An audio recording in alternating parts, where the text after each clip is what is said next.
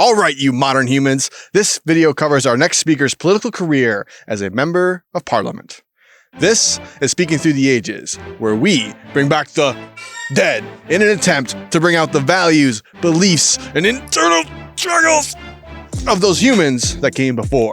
We give context to and deliver historical speeches that motivated people to kill, riot, make salt, and sign papers. I'm Joseph Delisle, your novice history fan. To join us, subscribe and click the bell for notifications.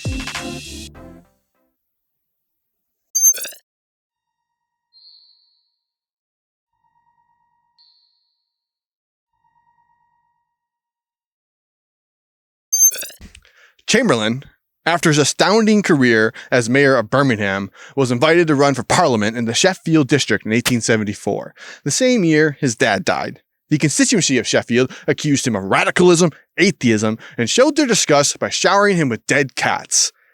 Wait, dead cats? That's gross. Where'd they get the dead cats from? Oh my God. Those poor kitties.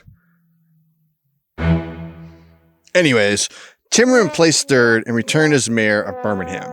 2 years later, he ran unopposed for the Birmingham constituency, and immediately upon entry into the House of Commons, had to issue an apology for publicly insulting the Conservative Prime Minister, Benjamin Disraeli, calling him, quote, a man who's never told the truth except by accident, unquote. Chamberlain quickly gained influence in the Liberal Party, and only after being in Parliament for 4 years, the Liberal Prime Minister William Gladstone appointed him to his cabinet as President of the Board of Trade in 1880. Through his years, he supported bills for universal male suffrage, political and electoral reform, protection for trade unions, and British rule. Chamberlain and Prime Minister Gladstone were not quite aligned, even though they were in the same party. This conflict came to a head over the Irish Home Rule movement. At the time, all of Ireland was part of the UK. Irish nationalists wanted their own government. Gladstone supported this. Joseph diametrically opposed it. This difference led to his resignation from the cabinet and forced him to join forces with Lord Hartington, another Liberal Party leader, to create the Liberal Unionist Party. Unionist as in the act of holding together the union of the empire. Chamberlain combined imperial, domestic, and personal themes in his speech to sink the Irish Home Rule Bill, which was defeated by 30 votes. This move forever split him and the Liberal Unionists from the Liberal Party, and it put them in this very awkward position of teaming up with the Whig and Conservative parties, both of which had continuously and publicly ridiculed Joseph Chamberlain. But with the Liberal Unionists growing in numbers, he had some power. The Conservatives needed Chamberlain's new party to fight those socialist bastards like that hard-working man and our dear friend Keir Hardie. This was even more so in 1892 when Joseph Chamberlain's former party, the Liberal Party, won the majority in the general election. With the combined efforts of the Liberal Unionists, the Conservatives, and Chamberlain's mouth, they won the majority back in 1895 with a comfortable 393 seats. Lord Salisbury, the new Prime Minister, offered Chamberlain any position he wanted. Chamberlain bypassed 2 high-ranking positions and chose the Colonial Office. Once being an anti-imperialist, Chamberlain switched his position in 1887 when he declared that, quote, I should think our patriotism was warped and stunted indeed if it did not embrace the Greater Britain beyond the seas, unquote. And now, in 1895, he used the Colonial Office to gain international political power. He wanted to expand the British Empire in Africa, the Americas, and Asia, reorder imperial trade, and build relations between existing colonies and Britain. He had direct control over numerous colonies, which did not include colonies like India and Canada. Believing that positive government action could bring the empire's subjects closer to the crown, one could say he did a full swing into the imperialist camp, pitched his tent, and stayed there.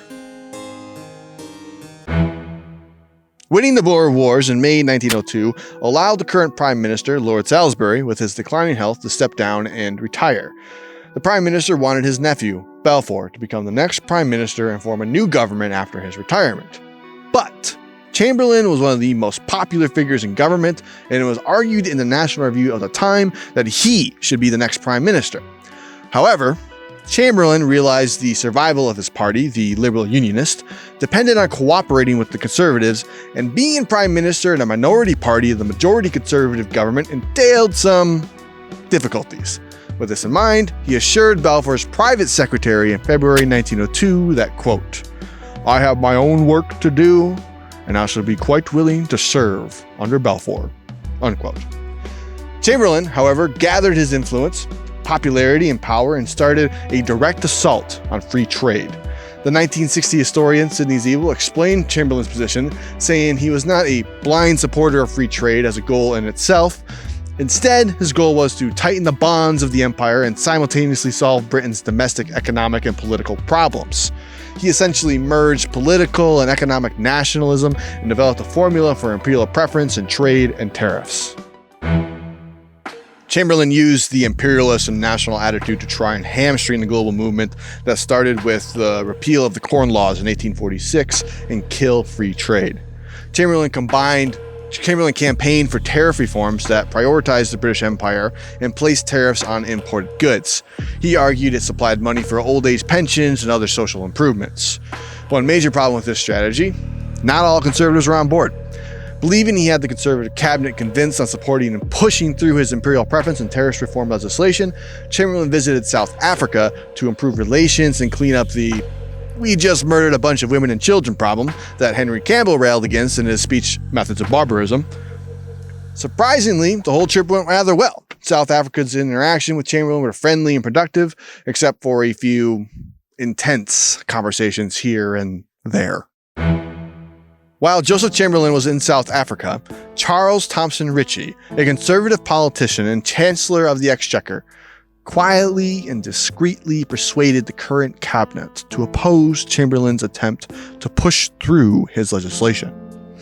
Upon returning from South Africa, Chamberlain was surprised to find the other cabinet members were against his tariff reforms. The Prime Minister, Arthur Balfour, went on to announce that it was not yet time for imperial preference. Joseph Chamberlain, realizing there wasn't enough time to debate the matter before the budget had to be passed, did and said nothing. However, he planned his own surprise for the Conservative cabinet. In Birmingham, among his supporters, Chamberlain delivered a speech contradicting and opposing the Prime Minister. The speech was, "I believe in a British Empire, and I do not believe in a little England." For brevity, it is often called the Birmingham Speech. And this is the speech we'll be delivering in our next video.